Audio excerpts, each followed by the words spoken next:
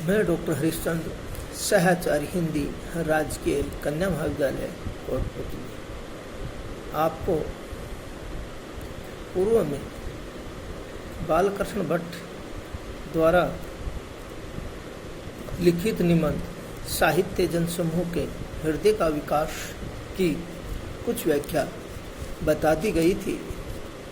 अब आगे का है हमारी विद्यमान छिन्न भिन्न दशा, जिसके कारण हजार हजार चेष्टा करने पर भी जातीयता हमारे में आती ही नहीं। सब पुराण ही की कृपा है से लेकर अनेक मतांतरों का प्रचार भी पुराणों ही की करतूत है।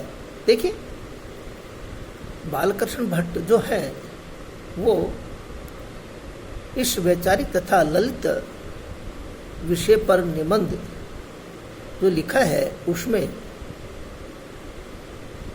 विद्या को प्रौढ़ता प्रदान की गई है और साथ में साहित्य के स्वरूप और प्रेरणा तथा उसके प्रभाव पर अत्यंत सूक्ष्म दृष्टि से विचार प्रकट किया है और साथ में बौद्धिक परंपरा का साहित्य अदृश्य हो गया था और उसके स्थान पर पुराण तथा अनेक उप पुराणों का आगमन हुआ था। आज जो भारत में धर्म शिक्षा, समाज शिक्षा, रीति नीति प्रचलित है वह सब क्या है, पुराणों से प्रभावित है। थोड़े से स्मार्त वैष्णव में वैदिक परंपरा अविशिष्ट है, उसमें पुराणों का प्रभाव स्पष्ट भट्ट जी की मान्यता में दिखाई दे रहा है और पुराणों के कारण ही भारतीय धर्म और जीवन बहुत अत्यंत हानिकारक परंपराओं का श्री गणेश हुआ, जो आज तक हमारा पीछा नहीं छोड़ा गया है। भट्ट जी कहते हैं कि तत्कालीन और आज की जो स्थिति पर विचार करते हैं तो क्या है, सभी क्या है, वर्तमान में देश और समाज में जो छिन्न भिन्न हुआ है दशा है उसका कारण पुराणों को ही मानते हैं। इस पौराणिक मान्यताओं के कारण समाज में व्यक्तिगत धर्म और आचरण का बोलबाला हो गया।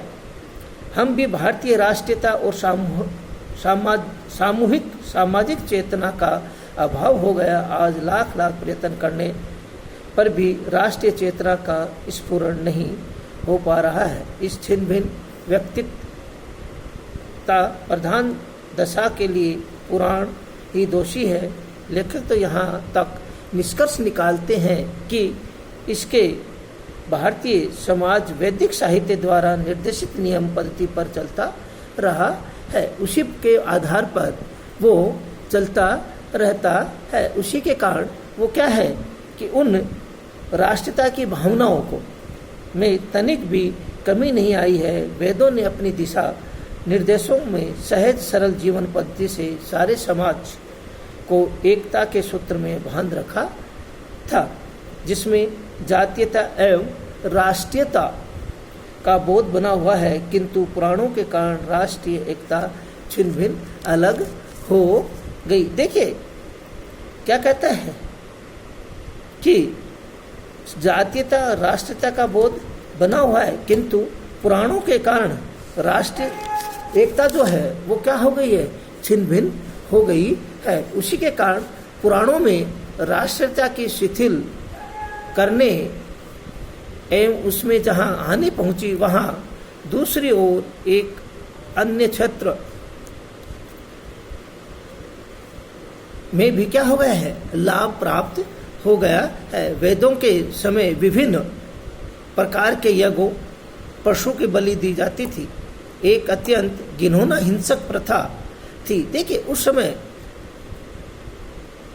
वेदों के समय यज्ञों के अंदर पशुओं की क्या है, बलि दी जाती थी। बलि देने के कारण क्या थी, एक बहुत घिनौनी हिंसक प्रवृत्ति जो है, प्रथा जो है, उस समय क्या हो गई थी, चल गई थी। उसी के कारण आज भी वैदिक हिंसा का नाम लेने मात्र से मन में क्या होती है, घृणा का भाव उत्पन्न होता है। और उस उत्पन्न या घृणा का भाव क्या होता है, जागृत हो उठता है। इस पुराणों ने अपनी भक्तिमयी पूजा उपासना पद्धति से उस हिंसा का अच्छेद कर दिया। इन्हीं पुराणों की हिंसा विरोधी रीति नीति के कारण अहिंसा प्रधान बौद्ध धर्म का प्रचार प्रसार संभव हुआ। जब देखिए कोई चीज समाज में बुरी आएगी तो क्या होगा, कोई न कोई धर्म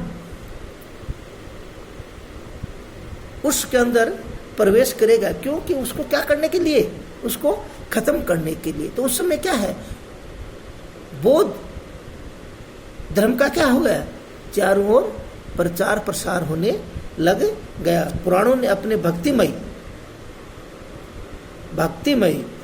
प्रेममयी उपासना के द्वारा शुद्ध सात्विक धर्म की स्थापना की, जिसमें जीव हिंसा का कोई स्थान नहीं था। क्यों कि जब तक क्या है, पुराणों ने भक्तिमय उपासना शुद्ध सात्विक शुरू हुआ तो उस समय जीव हिंसा का कोई भी स्थान उसके अंदर नहीं था।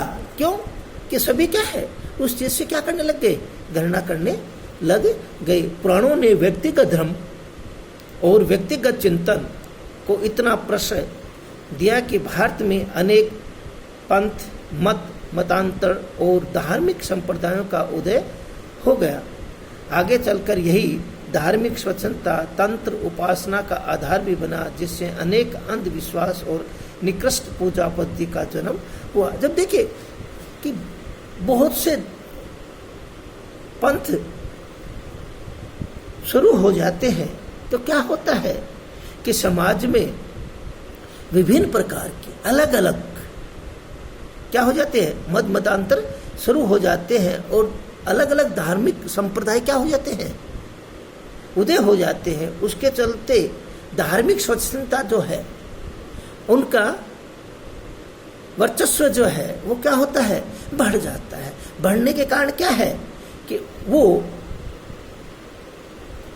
सब में क्या है, अलग अलग विभाजन हो जाता है, अंधविश्वास उत्पन्न हो जाता है और जिसके कारण क्या है, निकृष्ट पूजा जो है वो उसमें जन्म हो जाता है। उस जन्म के कारण क्या है कि उस समाज में कई बुराइयां जो है, जो अंधविश्वास जो है वो उसमें क्या हो जाती है,